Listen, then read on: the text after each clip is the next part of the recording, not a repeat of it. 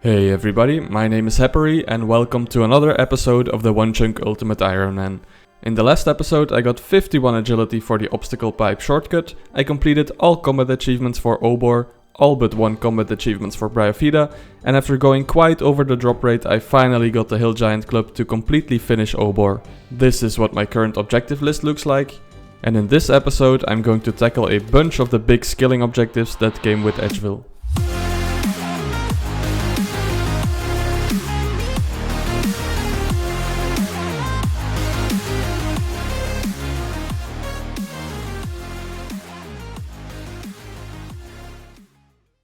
Alright, because I went a little dry for the Obor Club, I made more than 5 million GP from all the rune items. So first thing I can do now is purchase the Edgeville respawn point from Krystelia. It is a permanent unlock, so also a chunk objective.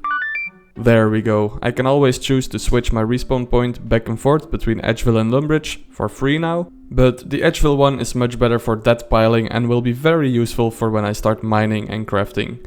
Let's get rid of some stuff here. I want to get started with the skilling grinds to break up the RNG grind. The U-shield can be dropped, I can always make a new one if needed, but I won't be doing much magic for the remainder of this chunk, so I'll get rid of the wizard hat as well. And now I can rearrange my stuff and get whatever else I need out of the looting bag. Somebody in the comments suggested to kill these red spiders for a looting bag instead of thugs, because these have a 1 in 4 drop chance. Thanks for pointing that out, this was a lot quicker.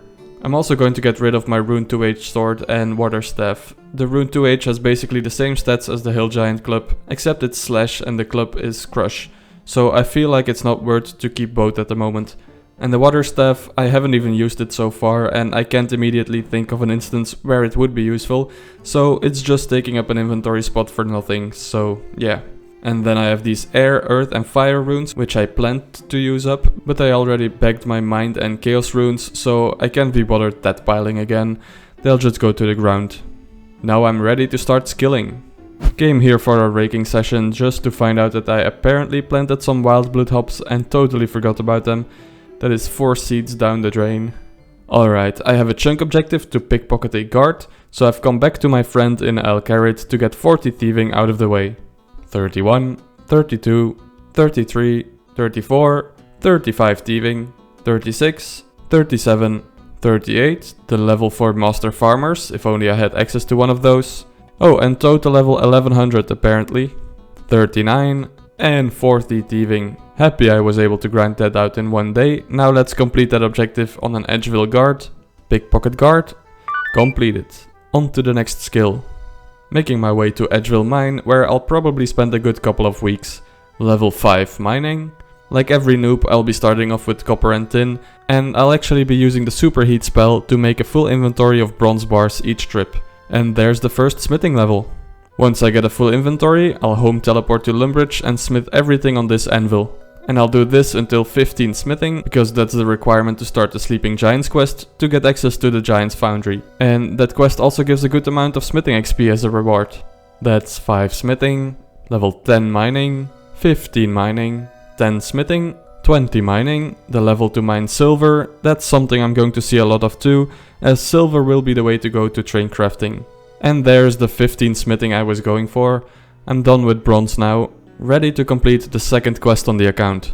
I have misclicked on this guy a lot when I was going for the curved bone here, but this time he does respond to me and I can start sleeping giants. I have never been here or done Giants Foundry in my life, because it came out when I was still stuck in Lumbridge. Anyway, I prepared and brought everything I need to finish the quest. Polishing wheel repaired, grindstone repaired, and trip hammer repaired. It's good that I'm being taught how Giants Foundry works in this quest, but there's no way I'll remember this stuff until after my mining and crafting grind. And I already completely destroyed my first sword, amazing. Turns out the first sword is for Obor, since he lost his club. Obor, if you're watching this, I didn't mean to make you a bad sword, but good luck, have fun. And that is Sleeping Giants completed for quest point number 2. And 26 smithing, let's go. Another chunk objective to get out of the way real quick is to make a fire tiara. So I'm going to grab a tiara mold. Skeletons drop a fire talisman at a rate of 1 in 64, so it shouldn't take too long to get one. Oh my god, no way, I literally got it on drop rate. That was kill count 64. There we go, got the fire talisman and a silver ore. Make that silver ore into a tiara. And now I can go and imbue it at the fire altar. That is 1 fire tiara made and the first runecraft XP on the account. Luckily, I do not have a higher runecraft objective at the moment, because making fire tiaras is my only way of getting runecraft XP at the moment. Alright, let's start training mining and crafting now. I won't need these nature runes or fire staff anymore, so I'm going to tuck them into my looting bag. The looting bag is full now, but I've got all I need on me. So for this method, I'm going to want to keep my hit points extremely low, below 10% of my maximum hit points, so that when I do get hit by anything, my defense-scape perk activates, which acts like a ring of life, and then I get teleported right here to the Edgeville respawn point. Then when I'm mining silver down in the dungeon and have a full inventory, I can have one of the monsters here hit me and I will be teleported straight to the surface, where I can use the Edgeville furnace to smelt the silver. And I will be crafting silver bolts. Tiaras give like 2.5 XP more each, I think, but then I'd have to drop every single one, whereas the bolts will stack up, and I'm excited to see how many I'll end up with.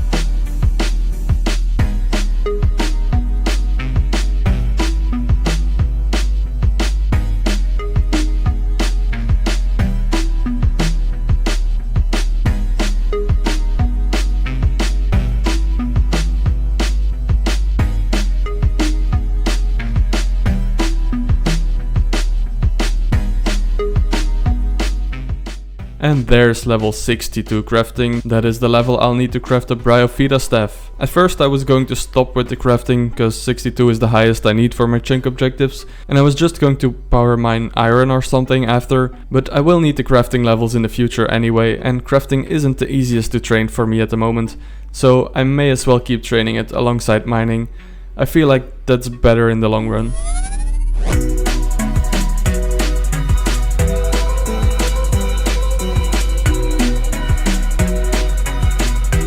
How the hell did I mine a tin ore?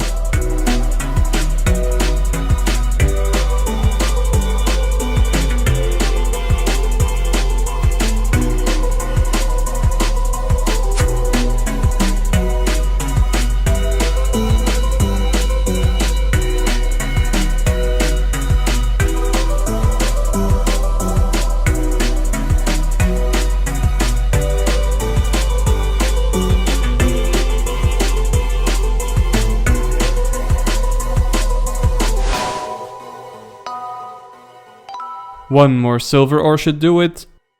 There we go, finally 70 mining achieved. Now let's mine this adamant rock and complete the chunk objective. 2 years later. Any moment now. 1 lifetime later. Spam clicking isn't doing it either. Maybe the other rock is better luck. There we go, finally.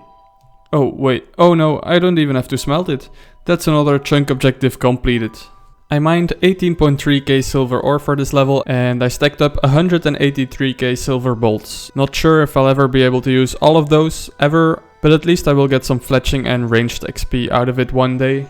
Next grind in queue is smithing, which I'll be doing at, you guessed it, Giant's Foundry. I'll need level 81 with a +4 boost to be able to smith a rune item, and then I'll even need 87 smithing with a +4 boost to make a rune crossbow, which I need for Bryophyta.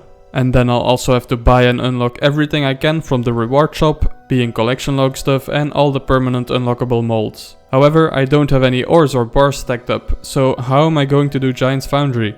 You can also use processed armor and weapons in Giant's Foundry, and very conveniently, there are a plate legs and a plate skirt shop very close by in Alcarid. So I will just run back and forth between Giant's Foundry and Alcarid to buy iron plate legs and skirts. And I'm pretty sure that if you do bronze or iron with this method, you still make a lot of money, because you are rewarded coins for successfully making a sword each time as well. Like I predicted, I did not remember how to do this minigame at all. My first 2 swords are in the bin, completely destroyed, but now I'm using the Giant's Foundry plugin and it's super helpful. It tells you which molds are the best to use and how many actions you can still do at each machine. Would recommend. And that is my first sword made without any mistakes, so my first return on investment here.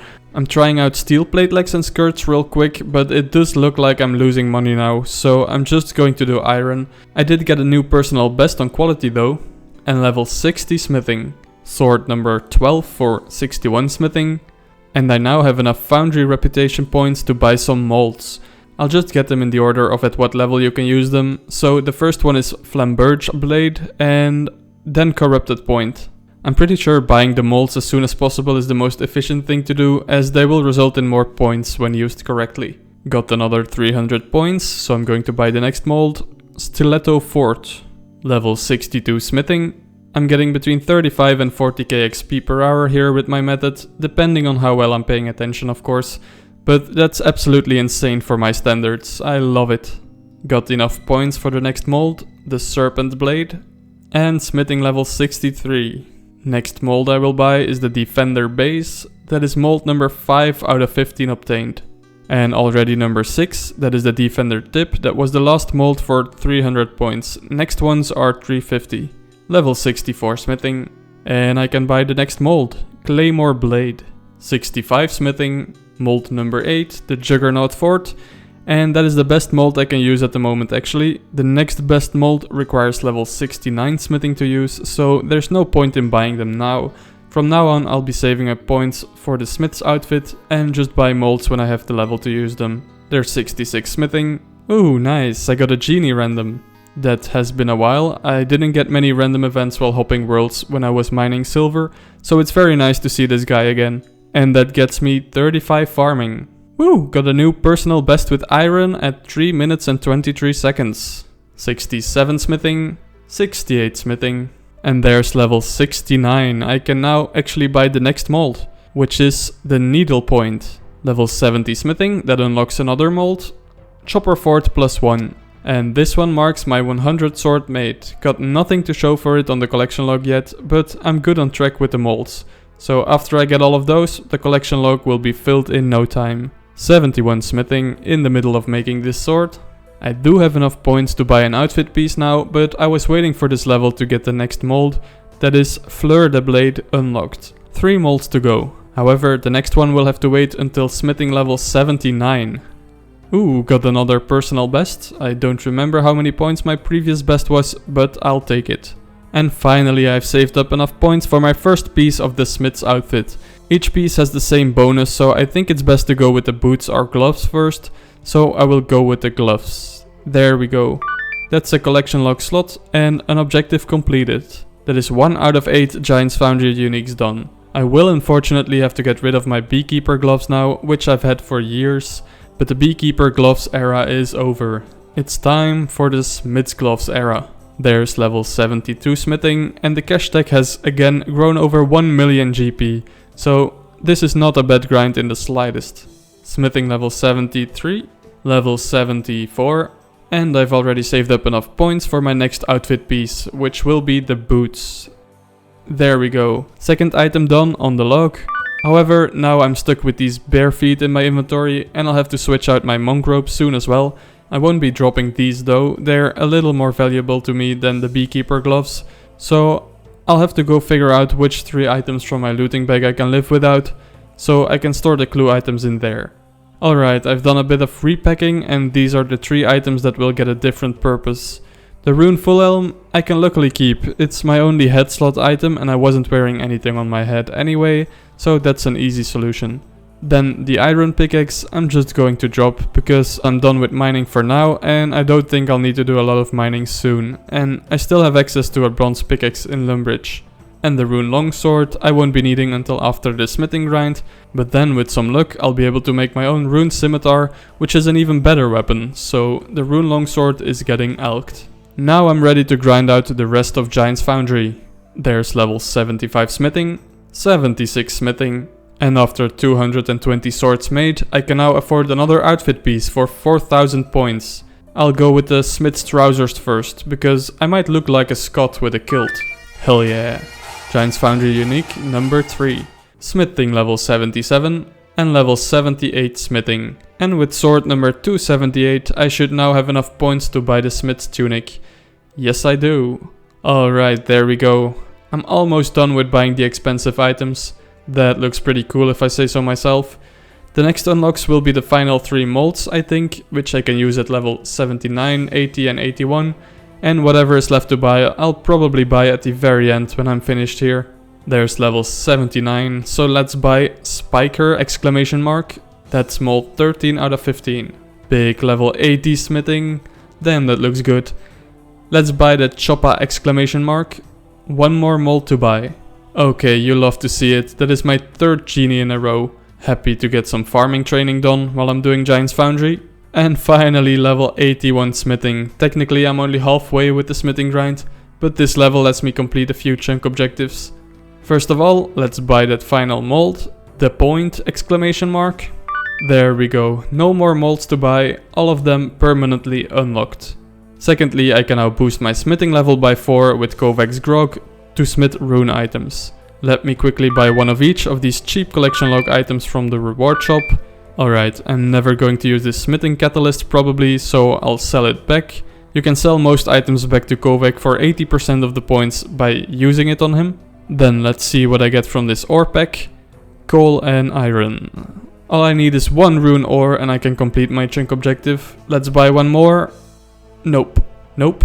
Nope. Nope. Nope. Nope. Nope. Nope. Nope. Nope. Nope. Nope. Nope. Nope. Nope. Nope. Nope. Nope. Nope. Got another blue boy as a random event, which is very nice, but I'd also really like a blue boy out of an ore pack, please. And nope. Alright, I'm stumped. 30 ore packs and no rune ore yet. Well, there's a 1 in 10 chance to get one, I believe. I'm starting to wonder if it's even possible to get a rune ore from this without 85 mining and or 85 smithing. Because if not, this is a massive waste of points and time. Luckily, when you need him the most, Mod Ash is there and he has confirmed that you do not need 85 mining or smithing to get a rune ore. I'm actually just unlucky, but I'm not going to keep spending my points on ore packs now. I'm just going to keep grinding until level 87, and after that I'll try again for rune ore, and I'll need more than 1, so who knows how many more packs that will be. There's already level 82 smithing. Holy moly, there's another genie. That's level 36 farming. Smithing level 83, slowly but surely. Sword number 485 for smithing level 84. Sword 538 for smithing level 85. Now I don't even need to boost for rune anymore, but I will still need to boost to make the rune crossbow though. Sword 598 for smithing level 86.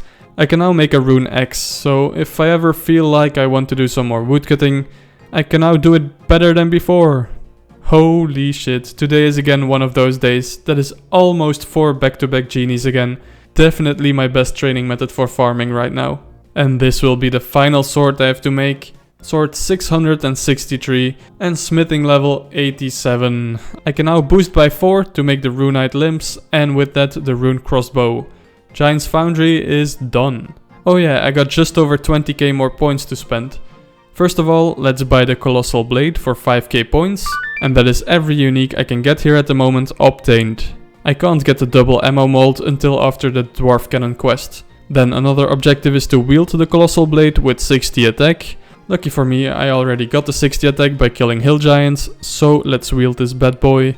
Oh yeah, I wonder how good that will be on Bryophyta.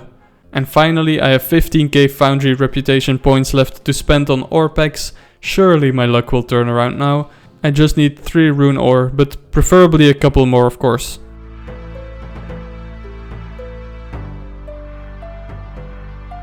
Oh yes, let's go, it exists. Only took 37 ore packs for the first rune ore.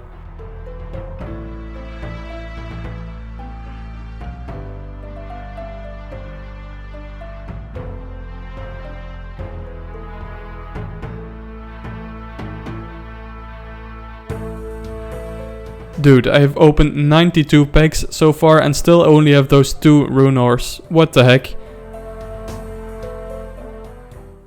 Ah, finally! 97 ore packs is what it took to get enough rune ores.